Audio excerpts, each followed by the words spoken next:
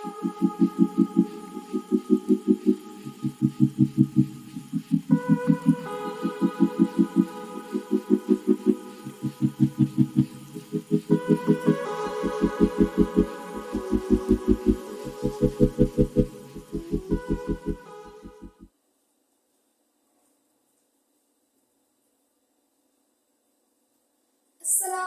everyone. Today we will discuss molecular formula and empirical formula.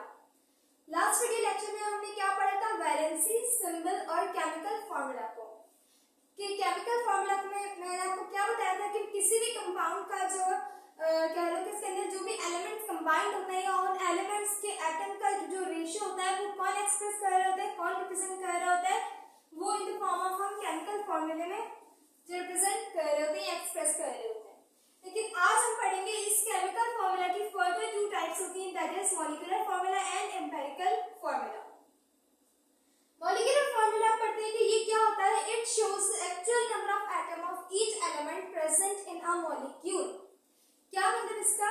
कि किसी भी molecule में या फिर कह लो कि किसी भी कंपाउंड में जो भी एलिमेंट्स प्रेजेंट हैं या जो भी एलिमेंट्स हमने कंबाइंड होकर मॉलिक्यूल या वो कंपाउंड बनाया हुआ है, तो उनमें कौन कौन से एलिमेंट शामिल हैं और उनके जो है वो कौन कौन से मतलब उसके जो एटम्स का जो रेशियो है, एक्चुअल रेशियो क्या है, मतलब एक्चुअल नंबर ऑफ एटम्स कितने शामिल हैं हर एलिमेंट के किसी भी मॉलिक्यूल में या फिर किसी भी कंपाउंड में। तो ये कौन शो करता है? ये शो करता है आपका मॉलिक्यूलर फार्मूला। अच्छा, एम्पिरिकल ये जो पॉइंट है ये हम समझाते हैं कि ये इसका मतलब क्या है। एम्पिरिकल फार्मूला को पढ़ते हैं कि एम्पिरिकल फार्मूला क्या है? It shows the simplest ratio of each atom present in a molecule.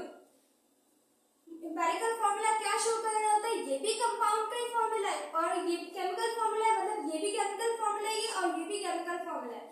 लेकिन इसको जब हम कह रहे हैं दूसरा नाम दे रहे हैं इसका मॉलिक्यूलर फार्मूला और इसको हम कह रहे हैं एम्पिरिकल फार्मूला। दोनों कंपाउंड्स में लेकिन जो है वो ये सिंपलेस्ट रेशियो शो कर रहे हैं और ये actual number of atom show कर रहे हैं।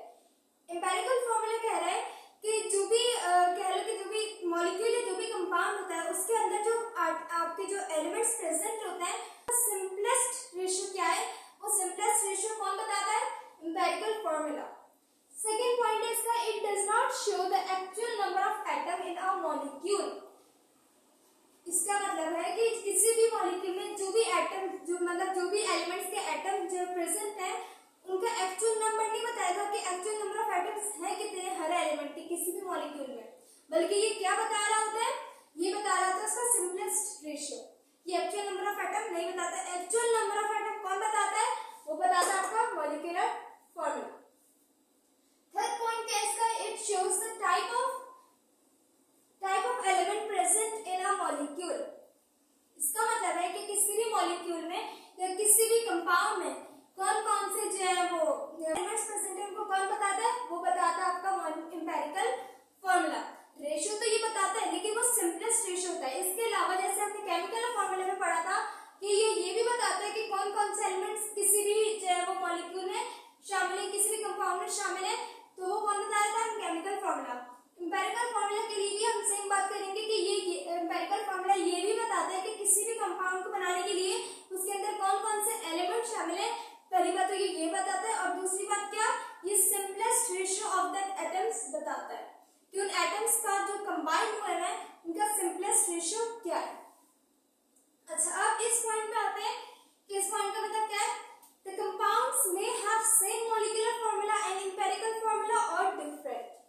इसका मतलब ये कि आपके जो कंपाउंड्स होते हैं, कुछ कंपाउंड्स ऐसे होते हैं कि जिनका मॉलिक्यूलर फार्मूला और एम्पिरिकल फार्मूला सेम होता है, ठीक है। लेकिन बहुत से कंपाउंड्स ऐसे भी होते हैं, मतलब कह लो कि ज्यादातर कंपाउंड ऐसे होते हैं जिनका molecular formula empirical formula different होता है, जबकि जो कुछ ऐसे कंपाउंड्स होते हैं जिनका एम्पिरिकल और मॉलिक्यूलर फार्मूला सेम होता है।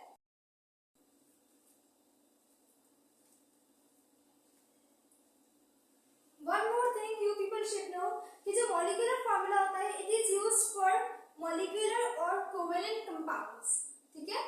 क्या मतलब कि molecular formula सिर्फ और सिर्फ molecular या covalent, molecular कहते हैं covalent compounds को, तो ये सिर्फ और सिर्फ किनके लिए यूज किया जाता है? covalent compounds के लिए। जबकि जो आपका empirical formula होता है it is used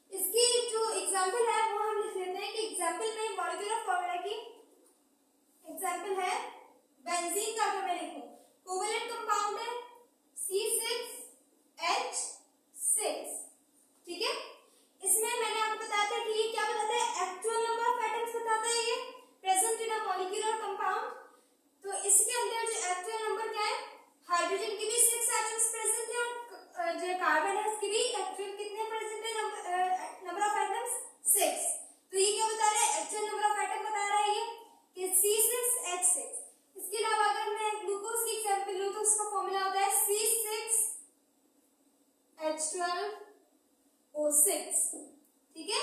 इसके अंदर भी क्या है, कार्बन के 6 एटम्स प्रेजेंट है ग्लूकोज के अंदर, हाइड्रोजन के 12 और ऑक्सीजन के भी 6 एटम्स प्रेजेंट है ग्लूकोज के अंदर।